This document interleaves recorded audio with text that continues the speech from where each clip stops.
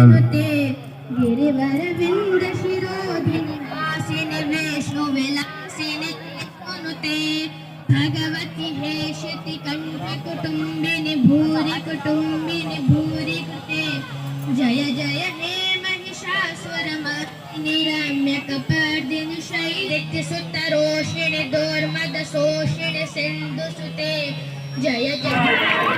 सारे लोग हॉल में, सारे लोग हॉल में, सारे लोग।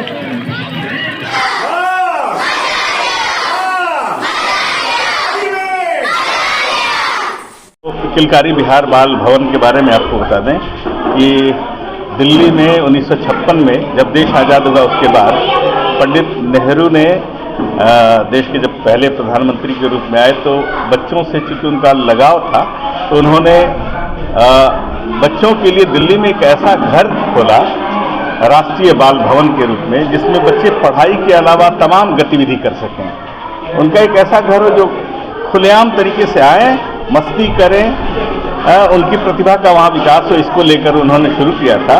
और उसी के तर्ज पर अलग अलग राज्यों में बिहार बाल भवन की स्थापना हुई। उत्तर प्रदेश में भी, गुजरात में भी, मध्य प्रदेश में, अलग अलग स्टेट में। बिहार में बाल भवन नहीं था। इसकी वजह से बिहार के बच्चों को अवसर नहीं मिलता था कि वो राष्ट्रीय स्तर पर अपनी प्रतिभा को रख सकें।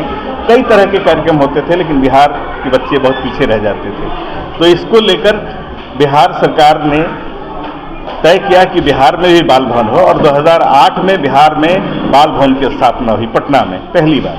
उसके बाद से माननीय मुख्यमंत्री जी का था कि भाई पूरे 9 प्रमंडलों में बिहार बाल भवन की स्थापना हो और उसी के तहत हर 2-3 वर्ष के अंतराल पर अलग अलग प्रमंडलों में बिहार बाल भवन की स्थापना हुई। हमारे सारण प्रमंडल में कोई बाल भवन नहीं था जिसकी वजह से छपरा, सिवान, गोपालगंज के बच्चों को ऐसा अवसर नहीं मिलता था कि बड़े स्तर पर अपने आप को रख सकें।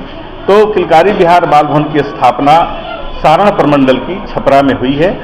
इस लक्ष्मी नारायण ब्राह्मण उच्च विद्यालय के कैंपस में सरकार ने, शिक्षा विभाग ने यहाँ +2 का जो कैंपस है उसको दे दिया है बिहार बाल भवन के लिए। और अभी लगभग 300 बच्चे यहाँ इनरोल हो चुके हैं।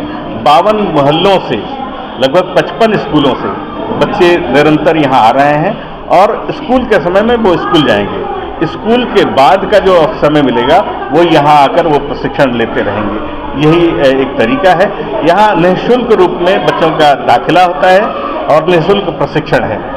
8 से 16 साल का कोई बच्चा, कहीं का कोई बच्चा, किसी धर्म, किसी जात, किसी संप्रदाय का बच्चा यहाँ आ सकता है, दाखिला ले सकता है और वो अलग अलग विधाओं में अपने आप को प्रशिक्षित कर सकता है।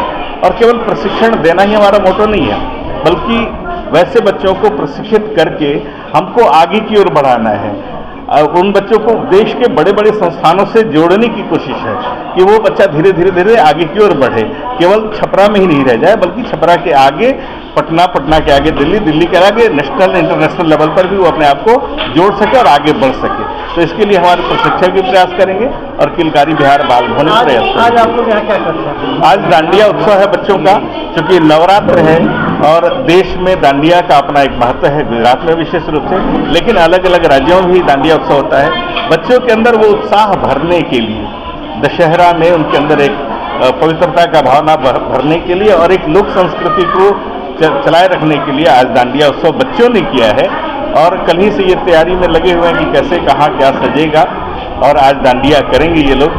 साथ ही जो बिहार का, पूर्वी बिहार का जो लोक नृत्य है झिझिया, उसकी भी प्रस्तुति करेंगे। ये जो झिझिया है ये दशहरे के मौके पर ही पूर्वी बिहार के कुछ जिलों में हुआ करता है। तो ये उसको आज यहाँ भी अपने छपरा में भी बच्चे झिझिया की भी प्रस्तुति करेंगे और इसकी भी प्रस्तुति करेंगे। किलकारी लगातार काम कर रही है बच्चों को लेकर। आपने फिल्म देखा होगा सुपर 30, जिसमें 14 बच्चे किलकारी के ही हैं। माझी द माउंटेन मैन जो फिल्म थी उसमें लगभग 7 बच्चे किलकारी के ही हैं। इंडिया बेस्ट ड्रामेबाज जो पहला, दूसरा और तीसरा सीजन आया उसमें भी कपिल के शो में भी किलकारी का बच्चा है। तो लगातार बच्चों को अवसर मिल रहा है और जा रहे हैं। अभी हमारे कुछ बच्चे पुणे फिल्म इंस्टीट्यूट में गए हैं, कुछ कथक केंद्र जो दिल्ली में है वहाँ गए हैं, दिल्ली यूनिवर्सिटी में गए हैं, BHU में गए हैं, वर्धा यूनिवर्सिटी में गए।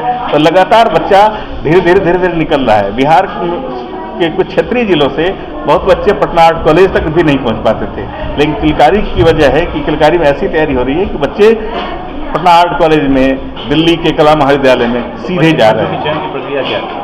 प्रक्रिया हमारे यहाँ तो जो बच्चा 8 से 16 साल तक का है उसको हम लोग कोशिश करते हैं कि आए। इसमें कुछ ऐसे ही बच्चे हैं जो मानसिक रूप से विकलांग भी हैं, तो कई पटना में तो कई डॉक्टरों ने यह भी कहा कि जब दिखलाने के लिए गए तो उनको कहा कि ऐसे बच्चों को किलकारी की जगह पर भेजिए, जहाँ सारे बच्चों के साथ मिलेगा तो वो एक नया होगा।